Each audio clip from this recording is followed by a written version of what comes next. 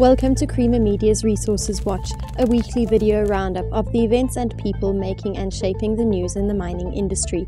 This week, Cliffs will decide this year on a smelter site for its Ontario chrome project. Wits professor Grant Cawthorn says climate change is possibly our biggest distraction, and an investigation into underexplored coalfields is underway. Cliffs Natural Resources wants to get its chromite project in Ontario's Ring of Fire moving as quickly as possible and expects to have a pre-feasibility study, which means decisions on transport infrastructure and where to build a smelter, by around September this year.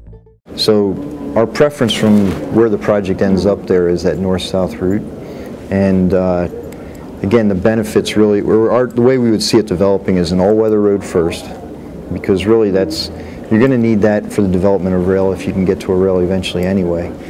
But the longer term vision is that we'd love to see a rail in place there. It's going to make the whole mining district more cost effective.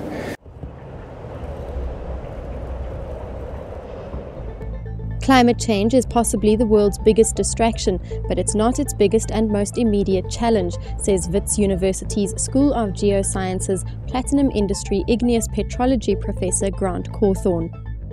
We should not lose sight of trying to control carbon emissions, either their initial emission or in capturing once they have been released. But there are issues of water and pollution which are very, very imminent and which need to be addressed. And if we haven't got fresh water, that's going to have a lot more effect than whether we have a 1 or 2 degree rise in temperature. A study is currently underway by Venman, a specialist advisor in minerals project valuation, to investigate underdeveloped coalfields in South Africa and to estimate the quantities of coal that may still be available for mining. There are a number of coal deposits in South Africa that have not been developed or are underdeveloped. And so of the 19 recognized coalfields, probably 7 or 8 are in production. The others are either not in production or haven't been looked at all. And an example would be the Springbok Flats coalfield, which has never produced coal, but it is a huge coalfield. So the idea was to put together a brochure showing the, shall we say, the framework and of each of the individual coalfields that we felt needed investigation.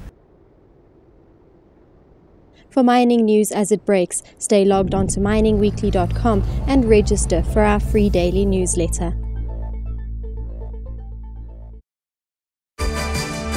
For 30 years, Creamer Media's engineering news has delivered unmatched insight into South Africa's real economy. Subscribe now and go to engineeringnews.co.za for the real economy in real time.